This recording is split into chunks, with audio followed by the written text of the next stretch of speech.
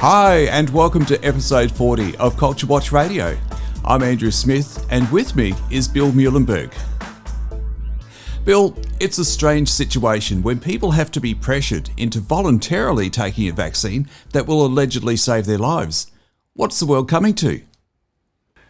Yes, Andrew, a good question indeed. A whole lot of coercion going on around here. One used to believe that medical treatments and so on were things that people could choose to receive or reject. In fact, all of our human rights documents, medical ethics charters, and so on strongly emphasize that very point. Informed consent, voluntary nature of receiving health care and medical treatments, but all of that has been thrown out the window, it seems, in the face of COVID. Here in Australia, one state after another really using coercion and force and manipulation to get you to get the jab, even if you may have sound reasons why you're hesitant. So Victoria has a huge list of mandatory workers that must get it. Northern Territory has just introduced, a $5,000 fine if you don't get it, if you're supposed to be getting it. New South Wales has got the two-tiered society as well, but the good thing there at least is in about a month's time that compulsion is said to come to an end. So Perrottet is leading the pack, but we could use some more politicians standing up for choice, for freedom, and saying no to coercion and manipulation. Yeah, well, we've got a good one on the line here. George Christensen, welcome. G'day, how you going, Andrew? How you going, Bill? Hey, George, what does the government possibly think they're doing for us? And are they really after our best interests? Well, when you see the scenes that you see on the streets of Melbourne, for instance, where admittedly there is violence all around, but sadly there's what we see is a lot of violence from police officers towards people who otherwise were peacefully protesting. You've got to say, how on earth is any of that about keeping us safe? How on earth is any of that about public health? It's questionable at the very least. Again, governments, I mean, Bill said it before, governments that are bringing in mandates where people lose their livelihoods. Families could go into poverty. Someone who studied and worked for years and years, decades, in fact, in a profession, suddenly is deprofessionaled and loses their livelihood. I don't know how putting a family into poverty and such upheaval really is being done in the name of public health. It's crazy, and it's not just crazy; it's actually a fundamental breach of our God-given human rights. More than you don't have to be religious to think it's a breach of human rights. Agencies like UNESCO and indeed the Australian government through its Australian Immunisation Handbook say that this is a breach of human rights. Yeah. When people point out that it's a breach of human rights and that there's coercion involved and that's wrong, they tend to be met with crickets. Yeah, well, and that's very, very sad indeed. I mean, I've thought that out of all of the occurrences that's happened over the course of the pandemic, the saddest is the indifference that a lot of people have had to the removal of freedoms and the whittling away of people's rights. I mean, this is not just something that's done that can be rectified later.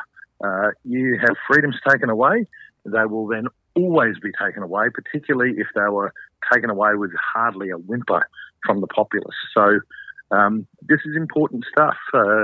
United Nations UNESCO agency, and Australia is involved in that.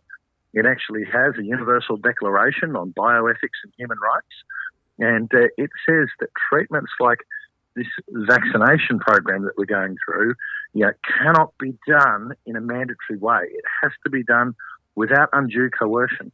And what we are seeing right now is complete and utter coercion through people losing their jobs, being restricted from society, and all the rest of it that's happening in the name of basically forcing people to get a vaccine that we know has side effects for a certain amount of the population, and a vaccine we know doesn't have the efficacy that people originally said that it would. Yeah. And there's a complete lack of common sense being applied to practical situations. It's almost as if the virus isn't really the reason, but more the excuse. Well, you know, I say you can be forgiven for thinking that because, you know, none of this makes sense.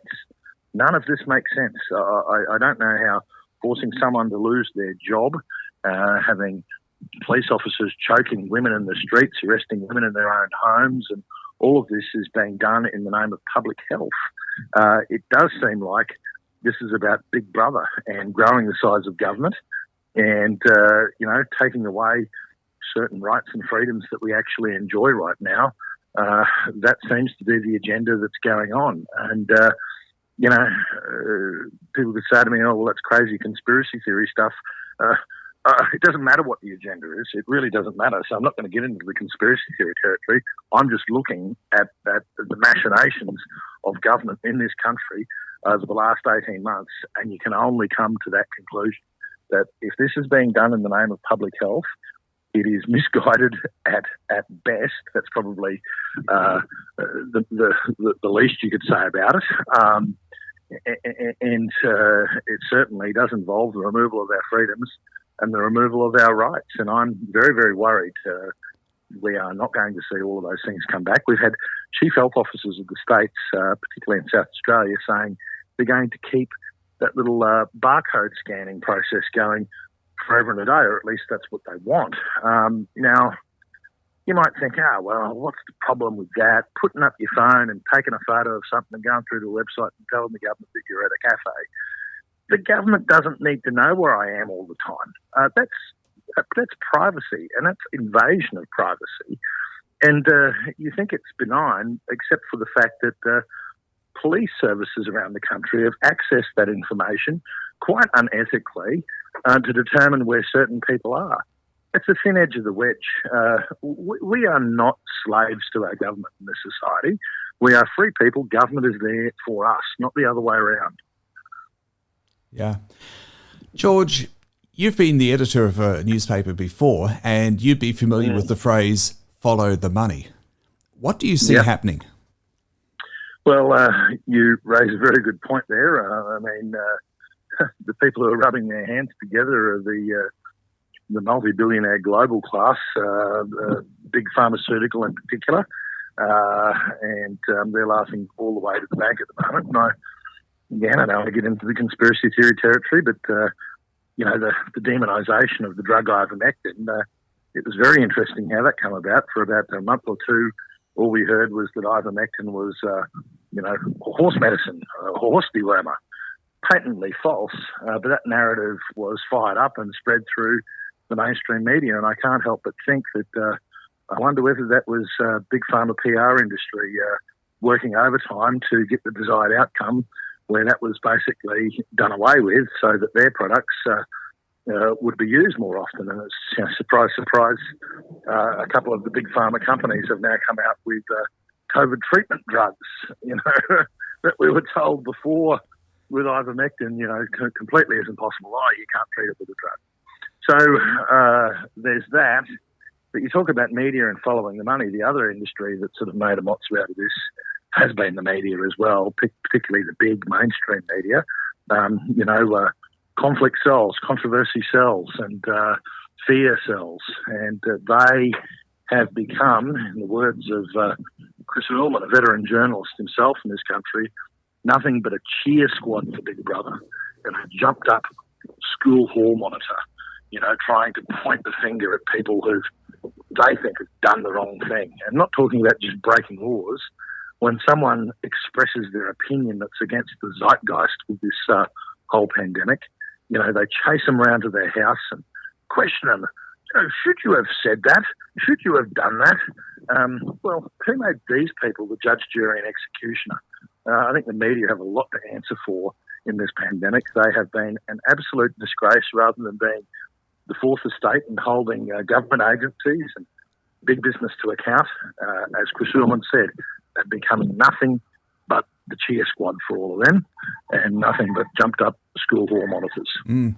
Especially as there is no science component in a journalism degree.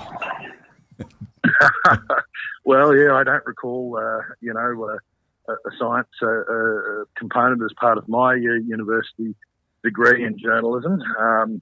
But they would say that they are researchers, and I think that that's what's actually been lacking. You don't need to be a scientist to actually go and do a bit of critical research into a paper. You don't need to be a scientist to go and ask a range of different scientists to explain something to you, and that is not being done. What is just being done is simply going to the government or going to the manufacturer of a particular product and asking their opinion, and then presenting their opinion as gospel, and that no other opinion is valid.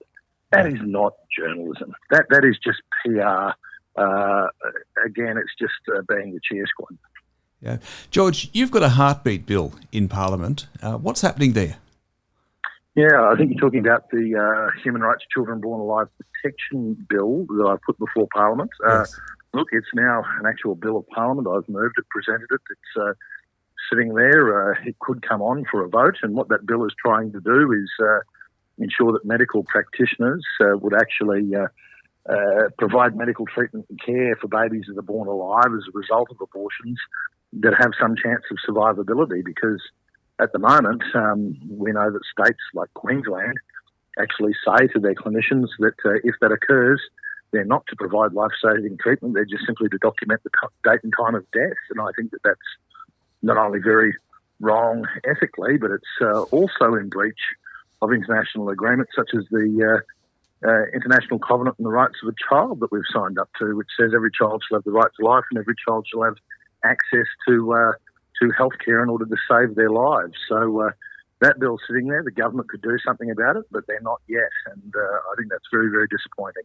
Yeah, it's the least we can do is give the little fellas a fair go. Oh, well, give them a chance of the right to life. I mean, I've talked about freedoms and rights. There is no greater right than the right to life. If you don't have that, you quite frankly don't have anything. Yeah. Bill, on the culture side of things, what can we do? What do you see as the need? Well, it should be clear after this chat that we need more people like George Christensen. That would make a huge difference right there. After a decade of great service to this country and for standing up for what's right, we know that George is leaving us at the next federal election. And while I'm not a proponent of human cloning, if I were, I would say if we could get a few dozen more George Christensens into Parliament, we'd be well placed indeed. So challenging our listeners to even consider a stint in Parliament. It's a worthy vocation. Not everybody is called to do so, but as always, evil does triumph when good people do nothing. So if we allow the not-so-good people to dominate in Parliament while the good people stay away, that's a big part of the reason why we're having these problems. And even if politics is not your thing, we can follow the example of people like George and say, look, the commitment, the boldness, the courage to stand against the system, to stand against the narrative, to stand for what's right, to be salt and light, to speak truth to power. There's so much we can learn from the terrific career of George, and Lord, bring in more people like him. That's our prayer. Yeah, more people like George, so we don't end up being ruled by the leftovers. Always on the pulse. There's more at Culture Watch's website, and we'll see you again next week with another episode of Culture Watch Radio. Subscribe where you listen at SoundCloud, YouTube and Rumble so you don't miss a thing.